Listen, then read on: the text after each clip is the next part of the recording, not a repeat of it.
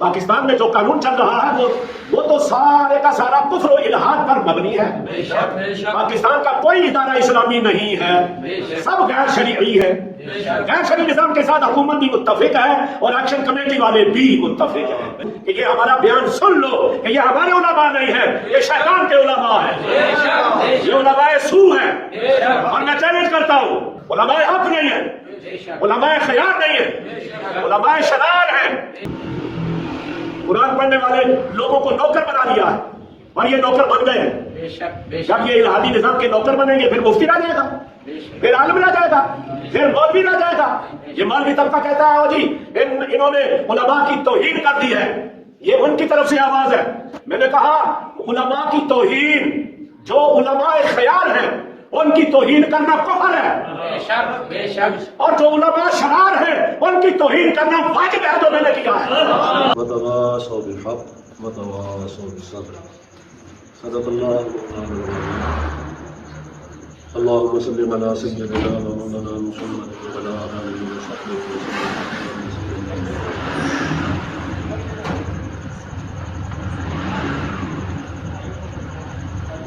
अल्लाह करीम जल्ल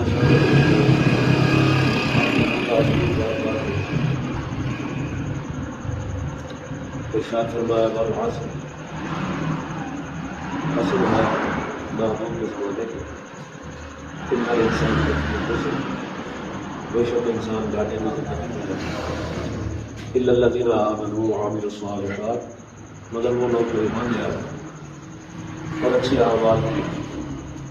वतवासौ बिल-हक़ वतवासौ बिस-सब्र, एक दूसरे को हक की वसीयत करते रहे और सब्र की तलकीन करते रहे। इंसान को अल्लाह ताला ने ज़माने की कसम खाकर घाटे की ज़िंदगी में बयान किया है और इसके साथ इस्तिस्ना करते हुए कामयाबी की ज़िंदगी को भी अल्लाह पाक ने बयान किया है। इस आया मुबारका में घाटे की ज़िंदगी और कामयाबी ज़िंदगी इंसान की अल्लाह करीम जल्ल शानुहू ने मुतलक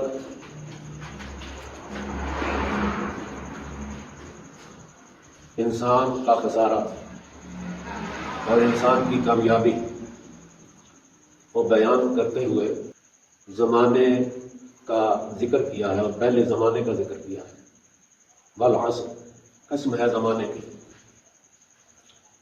क्योंकि ज़िंदगी का ताल्लुक ज़माने के साथ है। लम्हा ब लम्हा इंसान अपने उखरवी मनाज़िल की तरफ रवां दवा है। जो लम्हा जा रहा है वो दोबारा इसकी ज़िंदगी में नहीं है। हर लम्हा और हर लम्हा का ताल्लुक ज़माने के साथ, तो इसलिए ज़माने को पहले बयान किया और ज़माने की कसम खाई है। और ज़माना नबी करीम अलैहिस्सलातु वस्सलाम का ज़माना, क्योंकि ज़मानों में ये आखिरी ज़माना है, इसके बाद कोई ज़माना नहीं। इसी तरह इंसानी ग्रोह आखिरी ग्रोह है, इसके बाद कोई ग्रोह नहीं है। तो इंसानों में आखिरी ग्रोह को ज़माने की कसम खाकर घाटे में फरमाया और साथ ही उन लोगों का इस्तिस्ना कर दिया जो ईमान लाते हैं और अच्छे अमाल करते हैं। इंसान के अच्छे अमाल कामयाबी का नतीजा है और बुरे अमाल नाकामी। तो इंसान की जिंदगी दो अमालों में घिरी हुई है, बुरे अमाल और अच्छे अमाल। बुरे अमाल वो है जो अल्लाह के हुक्म के बगैर ख्वाहिश नफ्स के साथ किए जाए। अच्छे अमाल वो है जो अल्लाह के हुक्म आज़ाम के साथ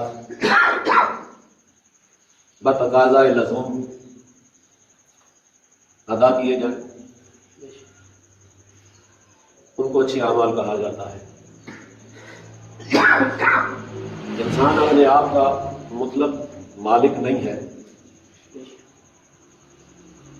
اپنے جسم کا، اپنی جان کا، جسم و جان کی ہر شے کا مطلق مالک نہیں ہے۔ اس مسئلہ کو بیان کرنا بھی ضروری ہے کہ لوگ اس وقت ایسے نظریات الہادی نظام میں قائم کر چکے ہیں کہ وہ اپنے آپ پر مطلق حاکم بنے بیٹھے ہیں، حالانکہ انسان اپنے آپ پر حاکم نہیں ہے بلکہ اللہ کا نائب ہے۔ بالخصوص مسلمان اللہ کا نائب ہے، خلیفہ ہے۔ خلیفہ کون ہوتا ہے؟ جو اصل کے قائم مقام، اس کے احکام، اس کے حکم کے اعتبار سے قائم مقام ہوتا ہے، اصل کے اعتبار سے۔ وہ اصل کون ہے؟ اللہ تبارک و تعالیٰ کی ذات۔ اور انسان نائب ہے، خلیفہ ہے اس اصل ذات کے ہوتے ہوئے، اس کے احکام میں انسان اس کا نائب ہے، یعنی اللہ تعالیٰ کے احکام کو اپنے جسم و جان پر اس کے حکم کے مطابق لاگو کرنے والا، اور نیابت میں تصرف کا حق حاکم کے حکم کے ساتھ ہوتا ہے۔ حاکم کے حکم کے ساتھ جو تصرف کرتا ہے وہ نائب ہوتا ہے، خلیفہ ہوتا ہے، اور جو حاکم کے حکم کو چھوڑتے ہوئے اپنی جسم و جان پر متصرف ہوتا ہے وہ ایک درجہ اللہ کے مقابلے میں شرکیہ ماحول میں ہوتا ہے، وہ شرک کر رہا ہوتا ہے۔ جب آدمی نیابت سے نکلتا ہے اور مقابلے میں آ جاتا ہے اس وقت وہ مشرک ہوتا ہے، مشرک۔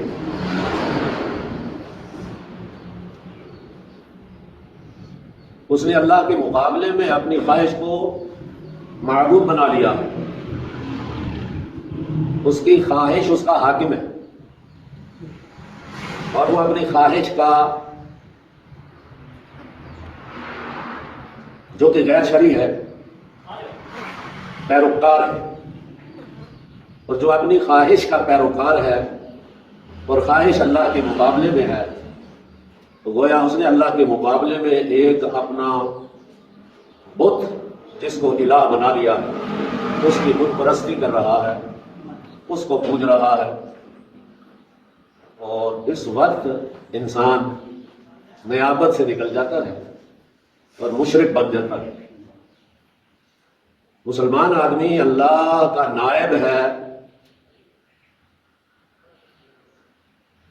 اور اللہ اس کا حاکم ہے، اور اللہ کے حکم کے ساتھ یہ اپنے جسم اور جان میں تصرف کرتا ہے۔ تو جو مسلمان اللہ کے حکم کے ساتھ اپنے جسم اور جان میں تصرف کرتا ہے، حکم کے ساتھ، بِإِذْنِ ہی، اس کے اذن کے ساتھ، وہ تو نائب ہے۔ اور جب اس کے اذن کو چھوڑتا ہے، حکم کو چھوڑتا ہے اور مطلق حاکم بنتا ہے اپنے آپ پر، اپنی جان پر، اپنے جسم پر، اپنے مال پر، اپنی عزت پر، ہر شے پر مطلق حاکم بنتا ہے، اس وقت وہ نہ نائب ہے اور نہ ہی اس کا کوئی اور مقام ہے۔ وہ ایک شرکیہ ماحول میں اللہ کے مقابلے میں شرک کر رہا ہوتا ہے، تو وہ گھاٹے کی زندگی میں ہے، جسے قرآن بیان کر رہا ہے، وَالْعَصْرِ إِنَّ الْإِنسَانَ لَفِي خُسْرٍ، قسم ہے زمانے کی، بے شک انسان گھاٹے کی زندگی میں ہے۔ کون انسان گھاٹے کی زندگی میں ہے؟ جو اللہ کی نیابت سے نکل جاتا ہے، اللہ کے احکام سے نکل جاتا ہے، وہ گھاٹے کی زندگی میں ہے۔ مگر وہ لوگ جو ایمان لاتے ہیں، اچھے اعمال کرتے ہیں اور ایک دوسرے کو حق کی تلقین کرتے ہیں اور صبر کی تلقین کرتے ہیں، وہ نفع کی زندگی میں۔ اختصار کے ساتھ یہ بنیادی نقطۂ نظر کتاب و سنت کا معیار، اچھے اعمال اور اچھے اعمال میں بھی تواصی بالحق، مسلمانوں کا مسلمانوں کے اوپر حقوق،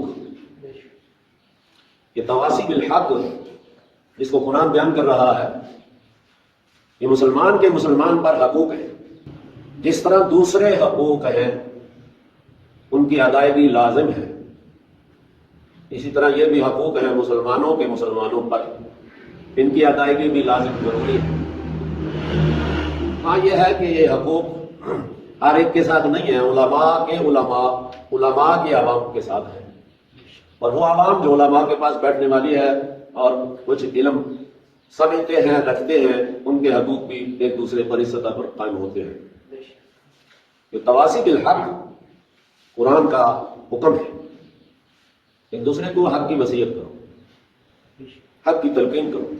ایک آدمی حق سے ہٹتا ہے، دوسرا اس کو حق کی تلقین کرے، اس کا حکم قرآن دے رہا ہے، اور یہ اچھے اعمال کی چوٹی کے اعمال میں سے، جتنے اچھے اعمال ہیں ان میں جو چوٹی کے اعمال ہیں، بڑے اعمال، اس لیے قرآن میں الا الذین آمنوا وعملوا الصالحات، عامل الصالحات میں تو سارے اچھے اعمال آتے ہیں، تواصی بالحق بھی آ گیا، لیکن اس کے باوجود عموم با تخصیص، اصول فقہ،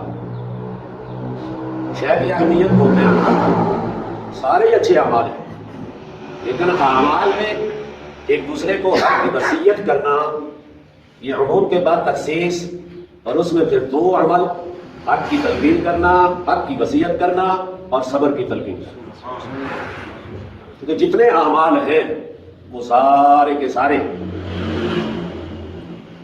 اس بنیاد پر ہیں کہ وہ اعمال حق پر ہوں،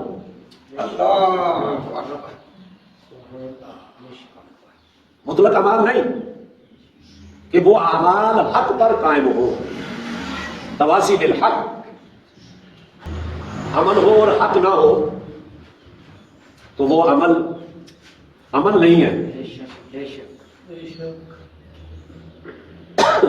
اس کا کوئی نتیجہ نہیں ہے، اس لیے اعمال کی بنیاد حق ہے۔ جس طرح میں نے بیان کیا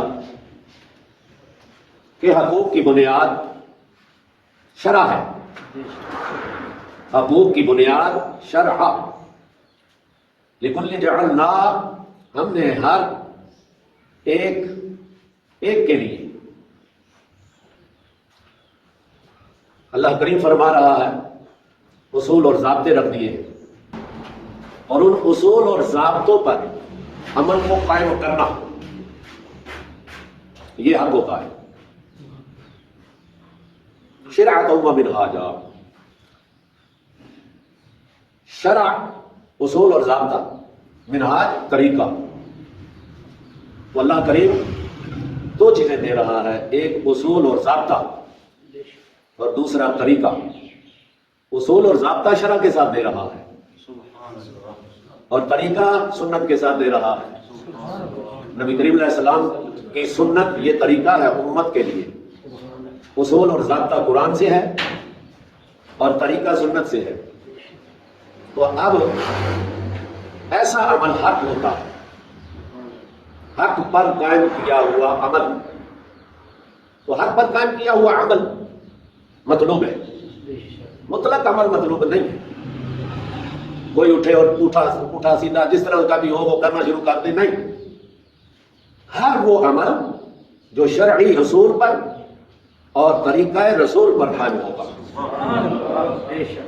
شرعی رسول پر اور طریقہ رسول پر قائم ہوگا، وہ اعمال میں شامل ہوگا، اور ایسے اعمال کو اچھے اعمال کہا گیا ہے، ایسے اعمال ہی اچھے اعمال ہیں، کیونکہ اللہ تعالیٰ نے قرآن میں مطلق اعمال کا حکم نہیں لگایا، وعامل الصالحات، صالح اعمال، یہ صالح صفت لگا دی ہے ساتھ عمل کی، عمل موصوف ہے، صالح اس کی صفت ہے، اور ظاہر ہے صفت کا تعلق موصوف کے ساتھ اور موصوف کا تعلق صفت کے ساتھ اصول اور ضابطے کے ساتھ جب قائم ہوتا ہے تو وہ عمل کا وجود رکھتا ہے، اس کا نتیجہ نکلتا ہے۔ اختصار کے ساتھ یہ تمہید مانتے ہوئے اصول و قواعد اور طریقے پر اور مقصود بیان مسلمانوں کے اوپر حقوق، اس کی بنیاد، معیار، شرع اور منہاج۔ پچھلے جمعے میں نے جو بیان کیا ہے اس مسئلہ کو ہی میں آگے بیان کرتا ہوں، اور ان مسائل کو کوئی سمجھتا ہے اور کوئی نہیں سمجھتا، جن کو اللہ تعالیٰ نے بصیرت دے رکھی ہے، تدبر رکھتے ہیں، غور و فکر کرتے ہیں، ان کو ضرور مسائل سمجھ آتے ہیں اور پھر وہ اس کی تائید بھی کرتے ہیں۔ اور کچھ لوگ جو مسائل کو سمجھ نہیں پاتے، سطحی سطح پر نظر ڈالتے ہیں مسائل پر، ان کو مسئلہ سمجھ نہیں آتا تو وہ حقائق کے خلاف لکھتے ہیں۔ اس لیے دوبارہ سے میں یہ اس بنیاد پر کہ تواصی بالحق، ایک دوسرے کو حق کی تلقین کرنا، یہ حقوق میں ہے، تو یہ قرآن کا حکم ہے۔ اس میں بات کسی کے خلاف جائے، طرفداری کا کوئی ماحول نہیں، محض اور محض صحیح علم کے ساتھ شرعی رہنمائی، خیر خواہی کی نیت سے مطلوب اور اللہ کی رضا کو حاصل کرنا، اور جو ذمہ داریاں ہیں ان کو ادا کرنا۔ آگے عمل وہ دوسرے کا اپنا ماحول ہے، وہ کرے نہ کرے، اس کے ہم پابند نہیں۔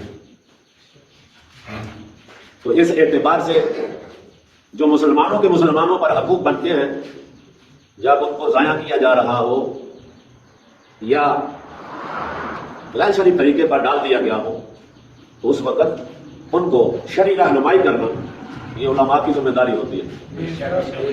ہم اس ذمہ داری کو نبھا رہے ہیں،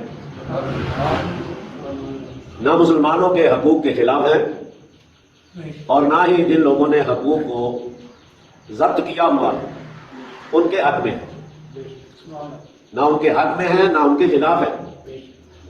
ہمارا بیان خیر خواہی اور دین کو اصلی شکل میں قائم رکھنا، تو اس اعتبار سے یہ بیان ہے۔ اور اس پر میں مزید کچھ گفتگو سابقہ جمعہ میں جو میں نے گفتگو کی ہے وہ یہی بیان کیا کہ حقوق کا تعلق شرع کے ساتھ ہوتا ہے۔ حقوق وہی ہے جن کو شرع قائم کرے گی، جن کو شرع قائم نہ کرے وہ حق اور حقوق نہیں بنتے۔ لیکن اس وقت یہ ضابطہ اور اصول نہیں ہے۔ الہادی نظام جو کہ اپنی سوچ فکر کے ساتھ پوری دنیا میں چل رہا ہے، وہ اللہ کے مقابلے میں خود خدا بن کر بیٹھا ہوا ہے اور لوگوں کے حقوق کو وضع کرتا ہے اور پھر غصب بھی کرتا ہے، لوگوں کے حقوق کو وضع بھی کرتا ہے اور پھر غصب بھی کرتا ہے۔ یہ الہادی نظام جو پوری دنیا میں چل رہا ہے، جس نے یہ ٹھیکہ لیا کہ انسانیت کے ہم حقدار ہیں اور اس کے حقوق ہم ہی وضع کریں گے اور ہم ہی ان کو پورا کریں گے، یہ سیکولر نظام، الہادی نظام جو کہ مغرب سے آیا اور اپنی بنیادی سوچ فکر کے ساتھ پیوستہ اور قوت نافذہ کے ساتھ اس کا قیام جاری و ساری ہے۔ ایک طرف تو یہ حقوق وضع کرتا ہے کہ تمہارے یہ حقوق ہیں، دوسری طرف ان حقوق کو پورا نہیں کرتا۔ جب کوئی مطالبہ کرتے ہیں تو ان پر پھر گرجتا بھی ہے اور برستا بھی ہے۔ اس وقت جو ماحول بنا ہوا ہے وہ یہی ہے، اور مسلمانوں کی حالت اتنی کمزور ہے کہ وہ بھی اس الحاد میں اتنا دور جا چکے ہیں کہ اپنی کتاب کو بھول چکے ہیں۔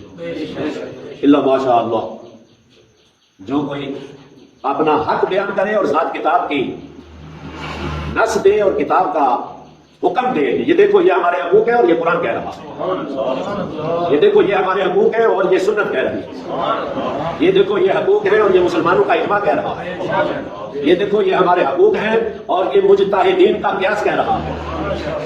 آخردہ شریعہ 4 ایسے دلائل ہیں جن کے ساتھ حقوق قائم ہوتے ہیں، جن کے ساتھ حقوق قائم ہوتے ہیں۔ تو مسلمان وہ مسلمان ہے ادھر اپنے حق کی بات کرے اور ادھر قرآن کا حوالہ دے، ادھر اپنے حق کی بات کرے اور اس طرف رسول اللہ کی سنت کا حوالہ دے، مسلمانوں کا اجماع اور مجتہد کا اجتہاد قیاس اس کا حوالہ دے، اور پھر وہ اپنے حق پر قائم ہو اور حق کو حاصل کرنے کے لیے جدوجہد کرے، کوشش کرے، اور پھر اس پر اسے موت آ جائے تو وہ شہید ہوتا ہے۔ اگر یہ معیار گرا دیا جائے، پیچھے الہاتی نظام ہو، الہاتی حقوق ہو، یا مطلق خالص دنوی امور ہو اور ان کا تعلق الہاتی نظام کے ساتھ ہو، یہ جملہ قابل غور ہے میرا۔ یہ میرے پاس چیپٹر آیا ہے ایکشن کمیٹی کا، 38 نکات ہے، باحوالہ گفتگو کرنا میرا مزاج ہے اللہ کی توفیق کے ساتھ، اور افراد و تفریق کو کا کلا کما کرنا اور اس کو پاؤں کے نیچے کچل کر رکھ دینا، یہ سنت مصطفیٰ ہے۔ نعرہ تکبیر، نعرہ رسالت، نعرہ تحقیق، عظمت قرآن، جہالت کو پاؤں کے نیچے رکھ کر کچل دینا، یہ سنت مصطفیٰ ہے جو نبی کے وارث ادا کرتے ہیں۔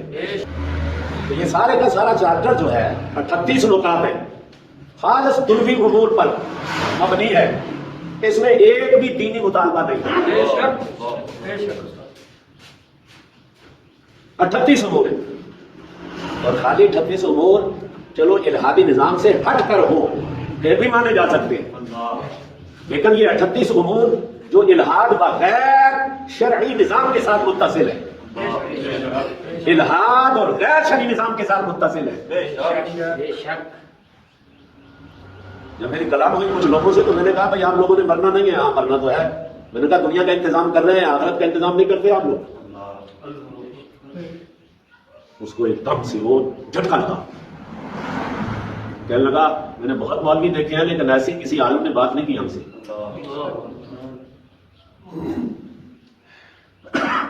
تو اس نے کہا زندگی نے وفا کی تو انشاءاللہ آپ کے قدموں میں آئیں گے، آپ کے قدموں میں آئیں گے۔ بات سمجھ آ گئی اس کو؟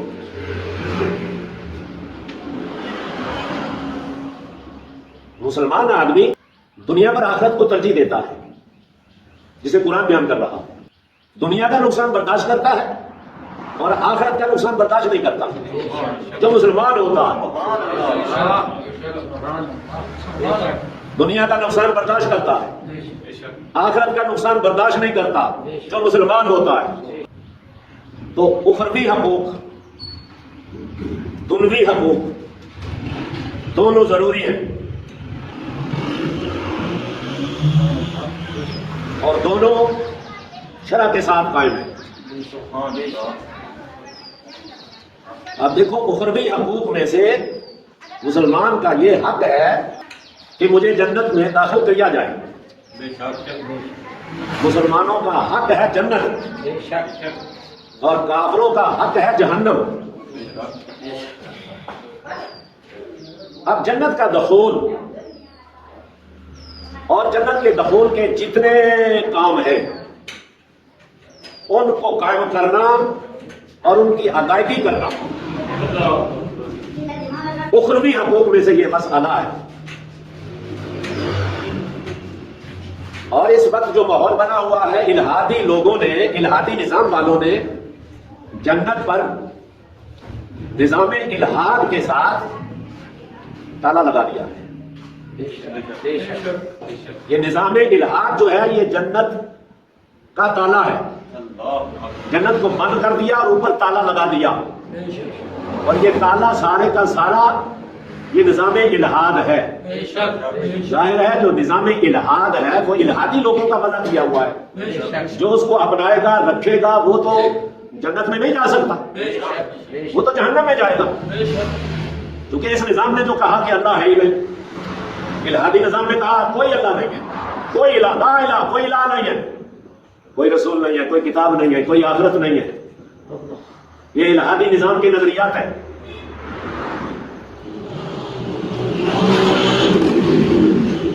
جب یہ الہادی نظام کے نظریات ہیں، اپنا نظام انہوں نے اسی نظریات پر وضع کیا جو کہ خالص دنوی امور کے ساتھ متعلق ہے.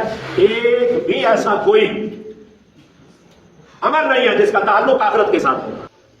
اور اس وقت یہ نظام الہاد اسی سوچ فکر کے ساتھ پوری دنیا میں گردش کر رہا ہے، اور مسلمانوں پر بھی. حکومت والے کہتے ہیں کہ ہمارا نظام وہ نہیں ہے، اس پر وہ حوالے دیتے ہیں. یہ دیکھو یہ علماء کی جماعت بیٹھی ہوئی ہے جنہوں نے ہماری تائید کی. تو اس کا جواب میں دینا چاہتا ہوں، اس کا جواب میں دینا چاہتا ہوں، تحقیقی جواب ہے. لوگوں کو اسی مغالطے میں ہی پریشان کیا جا رہا، اور اس پر وہ کہتے ہیں علماء شریف کونسل قائم کی گئی اور انہوں نے اس پر دستخط کیے. تو یہ باتیں جو ہیں یہ قطع مرید کے ساتھ افراط و تفرید کا شکار ہے. بعض باتیں علماء کی طرف غلط منسوخ کی گئی. یہ الہادی نظام کا داؤ اور ایک فریب ہوتا ہے جو یہودی طبقہ ہمیشہ سے حضور کے زمانے میں کرتا چلا آیا، اور جسے قرآن بیان کرتا ہے کہ وہ اپنی اصل کتاب کو بھی توڑ پھوڑ کر دیتے ہیں اپنے دنوی مقاصد کے لیے. تو مسلمانوں کو چھوڑیں گے اور بات کریں گے جنہوں نے اپنی اصلی کتاب کو بدل دیا اپنے خواہشات نفس کے لینے میں.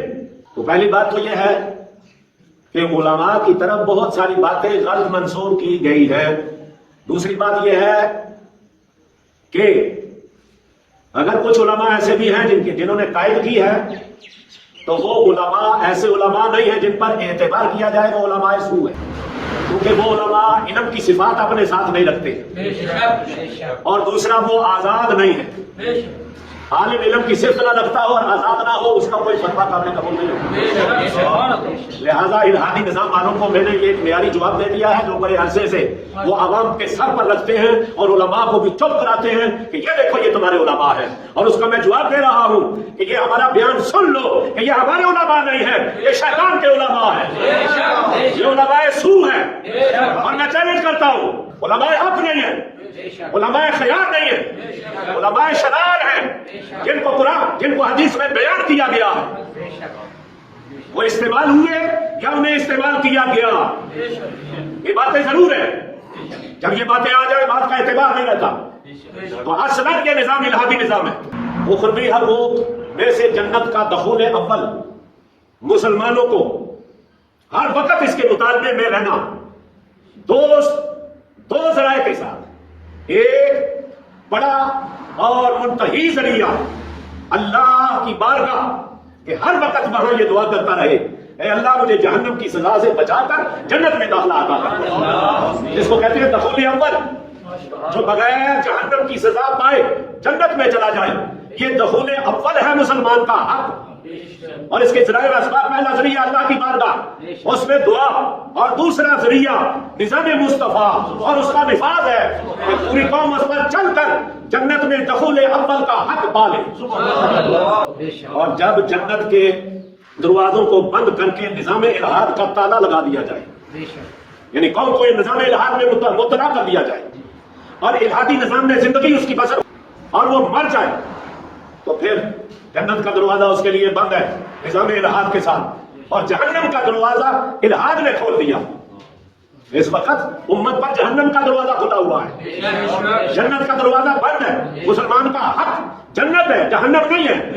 لیکن یہودیوں نے کہا ہم جو جہنم میں جائیں گے تو ساتھ انہیں بھی لے کر جائیں گے. یہ انہوں نے، شیطان نے اس وقت قسم کھائی تھی جب اللہ نے اس کو مردود کیا تھا، تو اس کا قسم اس وقت یہ قسم کھا کر کہہ رہا تھا کہ میں اکیلا نہیں، اس گروہ کو ساتھ لے کر جاؤں.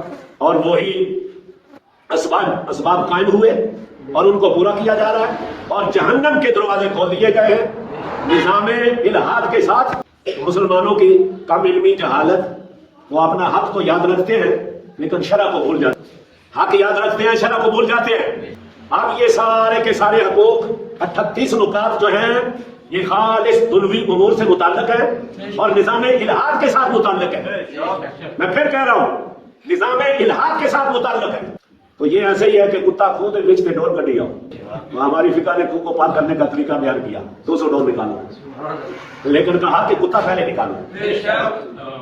یہ نہیں ہو سکتا کہ کتا کنو میں رہنے دو اور 200 ڈور, 200 کیا بلکہ ہزاروں ڈور نکالو, کنو پاک نہیں ہو سکتا. سیدھی سی آسان سی مثال ہے. یہ الہاتی نظام کتے کی مانند ہے. اور مسلمانوں کے ایمان میں, ایمان ایک بہت پیارا ہی مقام ہے.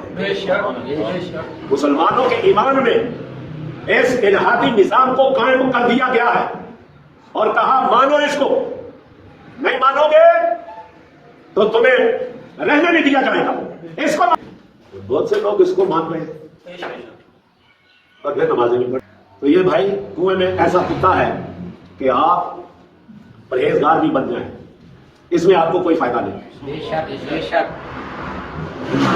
کنویں میں ہے, اس کو نکالنا پہلا کام ہے. امت الہاد کی نفی کرنا ایمان ہے, الہاد کو قبول کرنا ایمان نہیں ہے.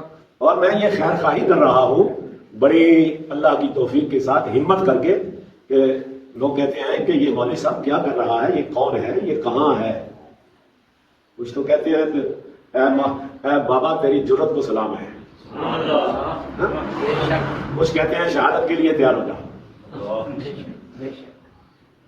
کچھ ویسے ہی ڈراوے دھمکیاں دے رہے ہیں جناب, یوں کر دیں گے, تو کر دیں گے, یوں کر دیں گے, تو کر دیں گے. لیکن ہم اللہ کی توفیق کے ساتھ, اللہ کے ساتھ اطمینان رکھتے ہوئے پروقار طریقے سے استقامت فی الدین پر عمل کر رہے ہیں اور تواصی بالحق کر رہے ہیں. اہل حکومت کو بھی کر رہے ہیں, عوام کو بھی کر رہے ہیں, اور مقصود ہمارا ہدایت ہے. اور نظام کو بدلنا وہی بدل سکتا ہے جس کے پاس قوت ہے, اور یہ پہلا حق حکومت کا ہے تو وہ اس نظام کو بدلے. یہ مسلمان قوم ہے, اس پر قرآن اور سنت کا نظام لائے, سیکولر اور الہاتی نظام کو ختم کرے. جو خدا پر فیصلہ عوام سے کروانا, خدا کا فیصلہ موجود ہے قرآن میں, پھر عوام کے ووٹ لے کر فیصلہ کروانا, یہ تو ایک ایسا گناہ ہے جو ایمان کو نہیں چھوڑتا. خدا کے فیصلے پر فیصلہ کرنے والا بے ایمان ہے, وہ ملحد ہے جسے قرآن اور سنت بیان کر رہا ہے. وہ خواہ حکومت کرے خواہ عوام کرے, برابر ہے اس خدا میں سارے. لہذا یہ چھوٹی سی بات نہیں ہے, خدا اور رسول کے فیصلے پر فیصلہ لانا یہ چھوٹی سی بات ہے. یہ الہاتی نظام کئی کچھ کرا رہا ہے اس امت سے. قرآن کو اس امت کے ہاتھوں رسوا کرا دیا الہاتی نظام نے. قرآن کی اہمیت کو گرا دیا ہے, وقار کو گرا دیا ہے. قرآن پڑھنے والے لوگوں کو نوکر بنا دیا ہے, اور یہ نوکر بن گئے ہیں. جب یہ الہاتی نظام کے نوکر بنیں گے پھر مفتی رہ جائے گا, پھر عالم رہ جائے گا, پھر مولوی رہ جائے گا. یہ مولوی طبقہ کہتا ہے جی انہوں نے علماء کی توہین کر دی ہے, یہ ان کی طرف سے آواز ہے. میں نے کہا علماء کی توہین, جو علماء خیار ہیں ان کی توہین کرنا کفر ہے, اور جو علماء شرار ہیں ان کی توہین کرنا واجب ہے جو میں نے کیا ہے. نعرہ تکبیر, نعرہ رسالت, نعرہ تحقیق, علماء اہل سنت, علماء شرار, علماء فاسق, فساق علماء, ان کی توہین کرنا واجب ہے, شرع حق کا حکم ہے. اٹھاؤ فتاوی عالمگیریہ, در مختار, فتاوی ہندی, فتاوی رضویہ, بحر الرائے, یہ اٹھاؤ فتاوی اور دیکھو کہ کون سے علماء کی توہین کفر ہے اور کون سے علماء کی توہین واجب ہے.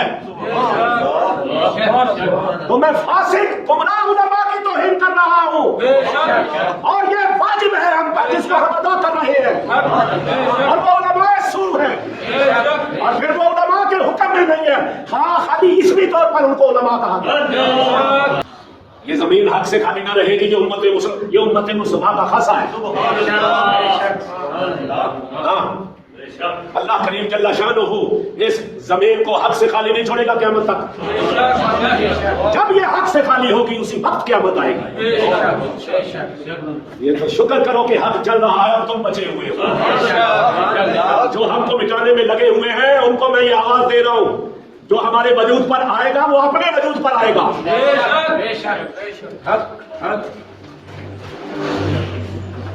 اس لیے کہ حضور نے فرمایا یا عالم بنو یا طالب علم بنو یا سامع بنو یا محب بنو، حلا خامس پانچویں چیز نہ ہونا، اور حلا کا بھی تو ہلاک ہو جائے گا. تو سننے کے قابل بھی نہیں ہے، حلا کا جو سنتا نہیں وہ ہلاک ہو گیا ہے، وہ تو اپنی زندگی کے دن پورے کر رہا ہے، باقی وہ ہلاک ہو چکا ہے. اس لیے اب دیکھو، کچھ دانا لوگ بھی ہوتے ہیں، سمجھدار لوگ بھی ہوتے ہیں، کلام کو سمجھتے ہیں. یہ وہ جو میری ویڈیو چلی ہے اس پر کچھ آراء آئی ہیں، ان میں سے ایک آدمی کی رائے ہے جس نے بخوبی ہمارے مقصد کو سمجھا ہے. وہ کیا کہہ رہا ہے؟ گزارش یہ ہے کہ مفتی صاحب ایکشن کمیٹی والوں کے خلاف نہیں بول رہے، نہ حکومت والوں کے حق میں بول رہے ہیں، بلکہ وہ دونوں کو غیر شرعی فرما رہے ہیں. پاکستان میں جو قانون چل رہا ہے وہ تو سارے کا سارا کفر و الحاد پر مبنی ہے. پاکستان کا کوئی ادارہ اسلامی نہیں ہے، سب غیر شرعی ہے. غیر شرعی نظام کے ساتھ حکومت بھی متفق ہے اور ایکشن کمیٹی والے بھی متفق ہیں. اگر 12 سیٹیں ختم کر دی جائیں، ہسپتال، سڑکیں، ایئرپورٹ، آٹا، بجلی سستی کر دی جائے تو کیا یہ نظام شرعی اسلامی ہو جائے گا؟ بالکل نہیں ہوگا. نظام بدلو. اگر ملک میں نظام اسلامی ہو تو 12 سیٹیں تو کیا کوئی M A, M P A, M L A بننے کے لیے تیار بھی نہیں ہوگا. ایسی اس بات میں اس شخص نے یہ ترجمانی کی ہے میری اس گھنٹے کی تقریر کی، یہ ترجمانی کر دی ہے اس نے، اور اس کے فارم کو ہم داد دیتے ہیں کہ وہ دین کی بات کو سمجھا ہے. ہم نے تو دین بیان کیا ہے اصول اور ضابطے کے ساتھ، اور اس نے سمجھ لیا. ایک بات یہاں تک، دوسری بات کرتے ہیں. کچھ لوگوں کا اس وقت چونکہ فتنے کا دور ہے، میڈیا پر ہر طرح کی آواز ہے. اس وقت 2 بڑے فتنے چل رہے ہیں. ایک فتنہ الحاد ہے جس پر کوئی نہیں بولتا،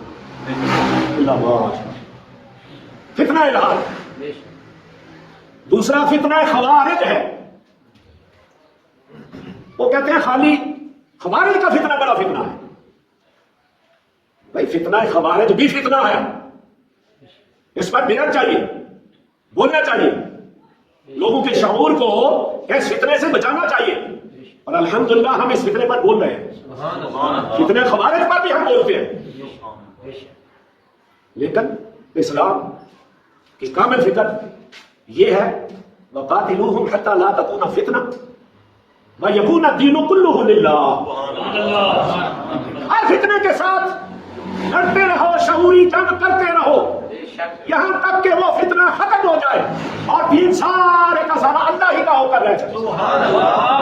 یعنی یہ کائنات جو بنی ہے وہ اللہ کے دین کے لیے بنی ہے، الہادی فتنوں کے لیے نہیں ہے، خوارجی فتنوں کے لیے نہیں ہے.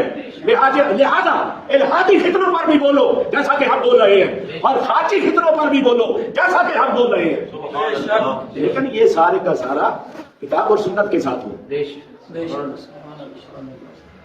خوارج کا فتنہ جو حکومت کے خلاف نکلا سب سے پہلے، وہ کون سا دور ہے جس میں خوارج ظاہر ہوئے اور حدیث میں ان کو خوارج کہا گیا اور نبی کریم علیہ السلام نے ان کو خارجی کہا؟ وہ کون سا دور ہے کہ وہ گروہ باغی بن کے حکومت کے مقابلے میں آیا اور اسلحہ اٹھایا اور قتل و غارت عام کی؟ وہ کون سا دور ہے؟ وہ حضرت علی رضی اللہ تعالی عنہ کا دور ہے، امام حق کا دور ہے، امام عادل کا دور ہے. تو امام حق، امام عادل کے مقابلے میں جب خوارج نکلے اپنے گندے عقائد کے نظریے کے ساتھ تو ان کا قلع کما کرنا حکومت پر فرض ہوتا ہے. اور دوسری بات یہ ہے کہ خوارج جو نکلے ہیں وہ آج سنت کے مقابلے میں نکلے ہیں. حضرت علی رضی اللہ تعالی عنہ کی خلافت، آپ کی حکومت اہل سنت کی حکومت ہے، اہل سنت و جماعت کی حکومت ہے. کہ حضور نے فرمایا ما انا علیہ واصحابی. یہ اہل سنت و جماعت جو میں ترجمہ کر رہا ہوں یہ اس عبارت کا ترجمہ ہے، ما انا علیہ واصحابی. ماں کلمہ عموم ہے، اس میں عقائد اور اعمال شامل ہے ضروری درجے کے، یہ کلمہ عموم ہے۔ انا ضمیر واحد متکلم، نبی کریم علیہ الصلوۃ والسلام فرما رہے میں ما انا علیہ، یہ عقائد اور اعمال جو ضروری ہے ان پر میں ہوں، اور حضور کا فرمانا میں اس سے سنت مراد ہے، کیونکہ خطاب پوری امت کو ہے، تو پوری امت نہ بظاہر حضور کے سامنے تو نہیں ہے، آپ تو پتہ فرما دے اور بعد میں بھی امت موجود ہے، تو خطاب پوری امت کو ہے اور سب کو خطاب ہے، اور مراد سنت ہے۔ انا تو لفظ سنت اہل سنت کہتے ہیں، یہ لفظ سنت انا سے ہے، انا سے، انا کا ترجمہ ہے لفظ سنت، اور ہم کہتے ہیں اہل سنت و جماعت، اور جماعت و اصحابی، اصحابی صحابی کی جمع اصحاب ہے، جماعت، تو ترجمہ ہوا جب حضور بولتے ہیں انا علی و اصحابی تو ترجمہ ہوا اہل سنت و جماعت، اور اہل سنت و جماعت سب سے پہلی جماعت اہل سنت و جماعت صحابہ کی جماعت، اہل بیت کی۔ اب اہل بیت صحابہ کے مقابلے اور برحق حکومت اس کے مقابلے میں جو گروہ آئے گا اس کو حضور نے فرمایا خارج، خارجی، خوارج، اور حضرت علی رضی اللہ تعالیٰ عنہ نے اس کا قلع کما کر دیا اپنی طاقت کے ساتھ، اور ان کے نظریات غلط تھے، آج بھی ان کے نظریات کو کتابوں میں پایا جاتا ہے، اور اہل سنت ان کی مخالفت کرتے ہیں اور لوگوں کو بتاتے ہیں کہ یہ خارجی لوگوں کی عقائد ہے، تو آج بھی اہل سنت علماء اس نہج پر شعوری اعتبار سے کام کر رہے ہیں، اور الہادی فتنے کو بھی بیان کر رہے ہیں، لہذا جب دین بیان کرنا ہو تو اس میں الہاد نہیں رکھنا۔ یہ آج کل کا الہادی شخص، الہادی آج کل کا جو نظام ہے اس میں پلنے پسنے والا انسان، اس کی سوچ فکر الہادی ہوتی ہے، تو وہ پھر الہادی گفتگو کرتا ہے، لہذا اس کو چاہیے کہ وہ خود گفتگو نہ کرے کہ وہ عالم نہیں ہے، گفتگو کرنے کا مقام عالم کا ہے، اور عالم آدمی ایسی گفتگو کرے اور حکومت ان کو مدعو کرے اور ان کو آزاد چھوڑے، پابند نہ کرے، پھر وہ قوم کی تربیت کرتے ہیں۔ تو یہ ہمارا حق کا بیان، تواصی بالحق، جو مسلمان پر حق ہے اس کے ماتحت ساری گفتگو کر رہے ہیں اور اصول و ضوابط کے ساتھ، لہذا اس اعتبار سے الہادی فتنے کو بھی بیان کرنا اور قلع کما کرنا یہ حکومت کا حق ہے، اور اولاً وہ حکومت خود سیکولر نہ ہو بلکہ مسلمان، پکا سچا مسلمان ہو، اور اس کا لا جو ہے وہ اسلامک لا ہو، کیونکہ مسلمان وہی ہے جس کا لا اسلامک لا ہے، جس کے ملک میں برٹش لا ہے، اور اب تو دنیا ترقی کر کے آگے جا رہی ہے، ایک اسلامک لا ہے، ایک برٹش لا ہے، ایک مارشل لا ہے، جس کو کہا گیا اس کے لیے الفاظ وضع کیے گئے کہ خود سر بے باغ، بے لگام، ایک تو وہ بے لگام ہے، دوسرا خود سر ہے، مطلق الاعلان، ڈکیٹری، یہ لغات میں الفاظ آئے جن کو میں نقل کر رہا ہوں، تو الہاد کسے کہتے ہیں آخر میں یہ نقطہ پھر بیان کرتا ہوں۔ ایک تو الہاد آیتوں کو بیان کرتے ہوئے ان کے معنی بگاڑ دینا، توڑ پھوڑ کر دینا، دوسرا الہاد سماوی کتابوں سے منہ موڑ کر اپنی سوچ فکر پر نظام قائم کرنا، جس کو مطلق الاعلان کہا جاتا ہے، جو پوری دنیا میں اس وقت یہ نظام چل رہا ہے، اس کو الہادی نظام کہا جاتا ہے، جو سماوی فیض سے ٹوٹ جائے، کٹ جائے اور اپنی خواہش پر قائم ہو جائے اور قوت نافذہ کے ساتھ چلایا جائے، وہ ساری کی ساری خواہش، اور خواہش بھی ایسی جو سماوی کتابوں کے مقابلے میں آ جائے، اور بالخصوص قرآن کے مقابلے میں آ جائے، جس کی مثال میں بارہا دیتا ہوں کہ خدا کے فیصلے پر مخلوق کا فیصلہ قائم کرنا یہ الہاتی نظام کی سوچ فکر ہے، اور یہ تمہارے ہر جگہ چل رہا ہے۔ تم نے کوئی کام کرنا ہے، تمہارے لیے معیار یہ تہذیب ہے، قرآن نہیں ہے۔ قرآن پر اگر کوئی فیصلہ چاہتا ہے، آج کل کی یہ کچہریاں فیصلہ نہیں دیتی۔ میں خود جج کے پاس گیا، میں نے کہا یہ قرآن کا فیصلہ ہے، نافذ آپ کر دیں۔ اس نے کہا یہ اپنی جگہ ہے، لیکن اس کے نفاذ پر ہمیں بالکل کوئی اختیار نہیں۔ موجودہ جو نظام چل رہا ہے اس کے نفاذ پر ہمیں اختیار دیا گیا ہے، اس پر ہمیں کوئی اختیار نہیں ہے۔ شرعی کچہریوں پر، شرعی عدالتوں پر سپریم کورٹ بڑی عدالت ہے، یہ کیا ہے؟ خدا کے فیصلے پر فیصلہ ہے کہ نہیں؟ یہ ظلم اور ستم اور یہ قوم کی جہالت، اور یہاں پر اگر کوئی عالم حق نہیں کہتا، وہ تواسی بالحق کا حق نہیں ادا کر رہا، اور جو حق کہہ رہا ہے وہ قرآن کی طرف سے تمہیں ایک وصیت کر رہا ہے، وتواصوا بالحق وتواصوا بالصبر۔ تو ہم سب کو دعوت ہدایت دے رہے ہیں، جن علماء کا سہارا حکومت لے رہی ہے، شرع اس ان پر اعتماد نہیں کر رہی۔ بے شک وہ ڈیٹا ختم ہو گیا کہ یہ بھی علماء ہے، ان میں دو باتیں نہیں ہیں، صفات علماء نہیں ہے اور وہ آزاد نہیں ہے، ان کا کوئی فیصلہ قابل قبول نہیں ہے۔ بے شک بے شک۔ تو باقی ان سب کو ہم دعوت دیتے ہیں کہ تم لوگ ہوش کرو، دنوی امور کے ساتھ اپنے اخروی امور کا بھی مطالبہ کرو، دنوی حقوق کے ساتھ اخروی حقوق کا بھی مطالبہ کرو۔ اور اخروی حقوق میں کیا ہے کہ یہ الہاتی نظام ہم پہ سے ہٹا دو، اس کو ختم کر دو۔ ہم مسلمان قوم ہیں، ہمارا اسلام قرآن پر ہے، لہذا ہمیں قرآن کا فیصلہ کافی ہے، قرآن کے فیصلے پر اور کوئی فیصلہ۔ یہ تو ایک جائز مطالبہ ہے، اور جائز مطالبہ ہے اور عوام کو کرنا چاہیے، اور جو عوام سلجھی ہوئی ہے دنوی امور سے پہلے، دنوی حقوق سے پہلے، اسے اپنے اخروی حقوق کا لحاظ رکھنا چاہیے۔ یہ مسلمان آدمی دنیا کا نقصان برداشت کر لیتا ہے، آخرت کا نقصان برداشت نہیں کرتا۔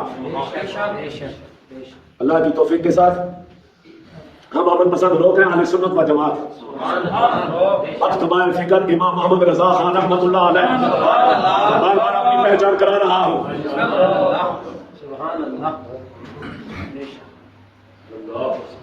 آج تک ہماری تاریخ میں کوئی رپورٹ بھی نہیں ہے کہ یہ لوگ انتشار اور اختلاف کا سبب بنے، انہوں نے کوئی توڑ پھوڑ کی ہے۔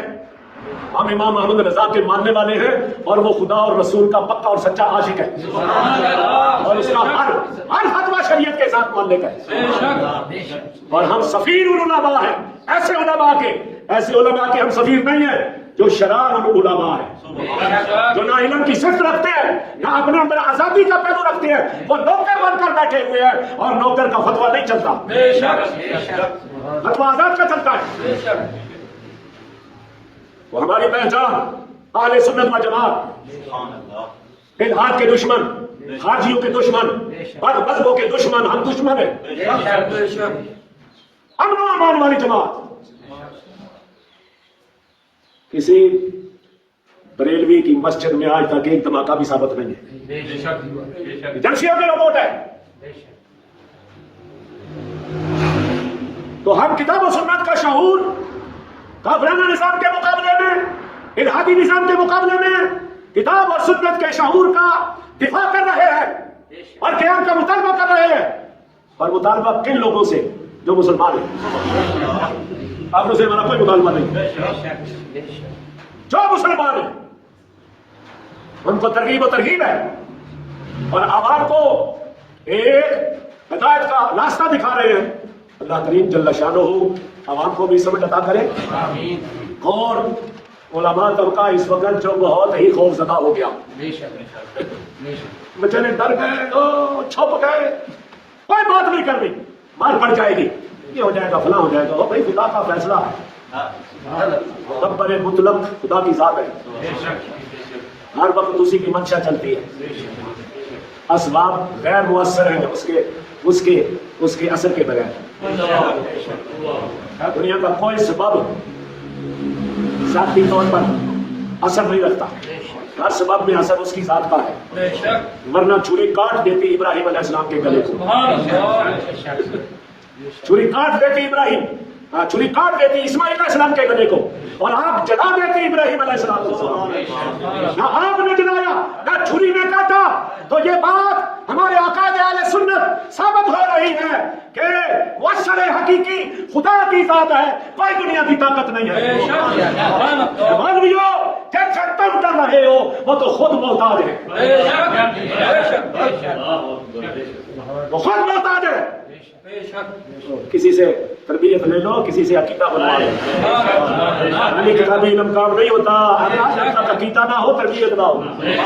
اپنا مربی تلاش کرو. اے مولویو اپنا مربی تلاش کرو.